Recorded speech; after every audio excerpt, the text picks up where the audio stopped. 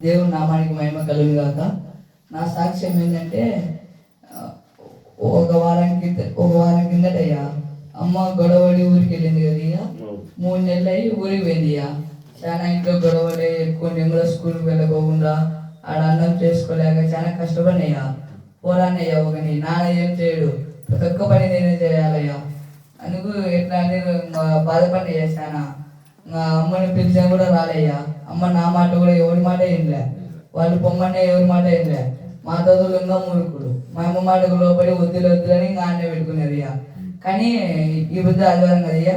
పోయిన ఆదివారం నుంచి ఒక 3 రోజుల ముందు దేవుడు మాట్లాడినాడంటే దేవుడు సంఘంలో విశ్వాసుల ద్వారా మాట్లాడి, సేవకులతో మాట్లాడి, సేవకుల ద్వారా మాట్లాడి చెప్పాడు. సారమ్మ నాకు లోపడమని చెప్పని మాట్లాడినాడు.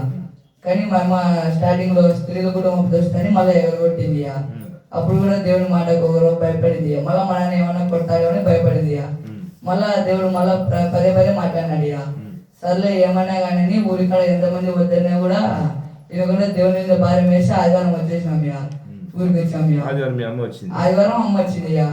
ఇద్దరం అందరం కలిసి మాతో పాటు దేవుడు వస్తూ మీ సేవకులను విశ్వాసం నడిపిస్తాం. కానీ దేవుడు పిలిచిపోయినాడు పాలరికి పిలిచిపోయినాడు. అప్పుడు కూడా మన ఆయన ఆ రోజు ఆరాధన అయిపోయినాక 9 గంటల బస్సుకు వచ్చినాడు. వచ్చి మీరు పోయినాక ఏమన్నా ఉన్నాడు ఏమంటే ఏం గొడవ చేయలయ్యా.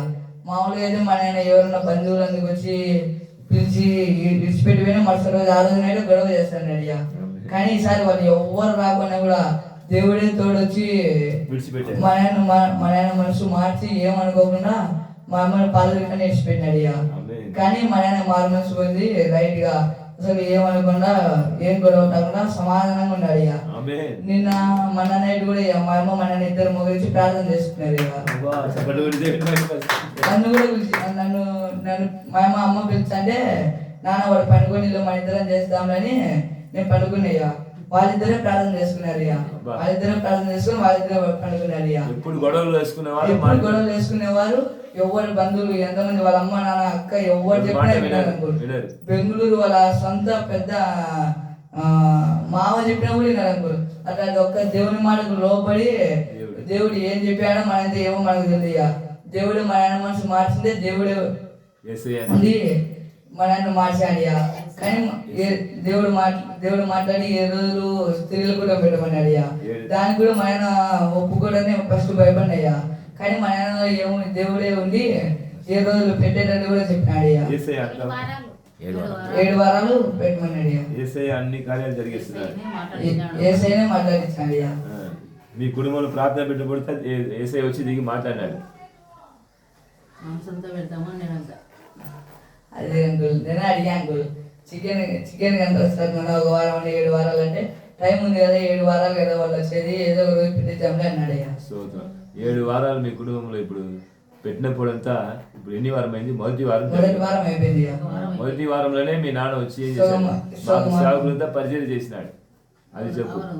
వడ్డించి అన్ని మొదటి బుధవారమే అందరికి సమాధానంగా అన్నం వడ్డించి అందరితో పాటు ఆరాధనలో మోగించాడు. మామూలుగా అయితే ఎవరైనా ప్రార్థనకు వస్తే నాన్న ఉన్నాడు అనుకోరు. ఆరాధన అయిపోయిన తర్వాత బయటకు పోతాడు అనుకోరు.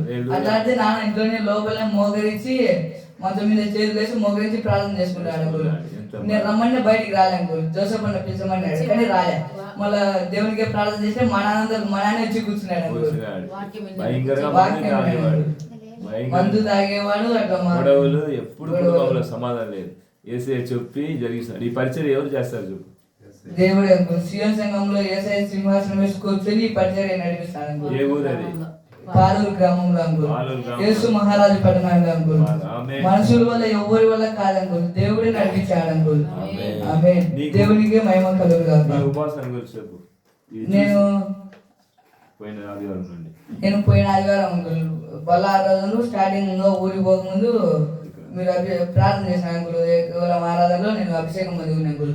దాని తర్వాత నాకు నరకంగా నచ్చింది అంకుల్. దేవుడు చూపించాను అంకుల్. దర్శనం చూపించాడు అంకుల్ దేవుడు. ఆ దర్శనంలో నాకు ఏం కనబడిందంటే నరకంలో రగలబడుతున్నట్టు మండుతున్నట్టు కనపడింది అంకుల్. ఒక్కోరు మండుతూ వాళ్ళు ఒక్కొక్కరు పెట్టి కేకలు వేస్తాను అంకుల్. శరీరం అంతా కాలిపోతుంది అంకుల్. పురుగులు ఉన్నాయి, పురుగులు చావాలి, అగ్ని ఆరాలి అంకుల్. ఇట్లా మండిపోతున్నారు అంకుల్. దాన్ని బట్టి నాకు ఏమర్థం ఏంటంటే దేవుడు ఏమని చెప్పాడంటే బాప్టిజం పొంది బల్లా తీసుకుని తప్పులు చేస్తే ఇది తప్పదండి ఒక నరకం. వాళ్ళు పదే పదే బాప్టిజం తీసుకుని విగ్రహాలను పూజించడం, ఆడబెట్టే భోజనాలు తినడం అట్లా చేస్తే నరకం తప్పదండి అంకుల్. పాపం చేస్తా, వ్యభిచారం చేస్తా, ఒకరితో గొడవలు పడుతూ, ఒకరిని తక్కువ చేసి మాట్లాడడం, ఒకరిని కొట్టడం, సేవకులను ఎదిరించడం, సేవకుల మీద చేయి చేసుకోవడం, సేవకులను కొట్టడం అట్లాంటివి చేసిన వాళ్ళకి నరకం తప్పదండి అంకుల్. అందుకు నేను భయపడి స్టార్టింగ్ లో నేను కూడా ఏం చేస్తానంటే అంకుల్, బాప్టిజం పొంది తెలియకుండా ఏదైనా పండుగ చేస్తే ఊర్లో పోయి భోజనం చేస్తాను అంకుల్. స్టార్టింగ్ లో నేను చేస్తాను అంకుల్, ఒప్పుకునే చేస్తాను అంకుల్. కానీ నాకు అది కనపడడం నుంచి నేను భయపడిన అంకుల్. ఇంకోసారి చేయకూడదని చాలా కుమిలిపోయి బాధపడి భయపడి ఇంకోసారి చేయను ప్రభు అని దాని దగ్గర 7 రోజులు ఫాస్టింగ్ ఉండాలని సోమవారం నుంచి ఫాస్టింగ్ ఉండాలి అంకుల్. ఈ రోజు 7వ రోజు అంకుల్. ఈ రోజుతో నా ఫాస్టింగ్ ముగుస్తుంది అంకుల్. సెల్ కూడా సెల్లులో కూడా గేమ్స్ ఆడకూడదని డిసైడ్ అయ్యాను అంకుల్. చూపించాడు అంకుల్.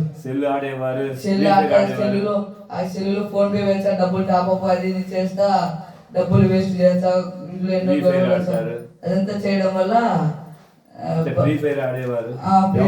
చేస్తున్న పాపాలు అంకుల్. దేవుడు నమ్ముకుని బాప్తిసం పొంది బల్లా తీసుకున్న వారికి అట్లా చేసిన వారికి అంకుల్.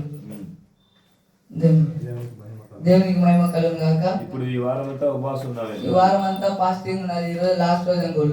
ఈ రోజు కూడా ఇక్కడ ప్రార్థన చేసుకునే అంకుల్. అభిషేక ఆరాధనకు మాటలు ఉండాలనుకున్నాను అంకుల్. ఉండి నైట్ బస్సుకు పోదాం అనుకున్నాను అంకుల్. మామూలుగా అయితే మధ్యాహ్నమే పోదాం అనుకున్నాను అంకుల్. మళ్ళీ ప్రార్థన చేసుకున్నాక అమ్మ ఉండమని అంటే ఎట్లా తిరిగి ఉండాలనుకుని ఉండాలనుకున్నాను అంకుల్. దేవుని నామానికి మహిమ కలుగును గాక. ఈ చిన్న సాక్ష్యం దేవుడు దీవించును గాక.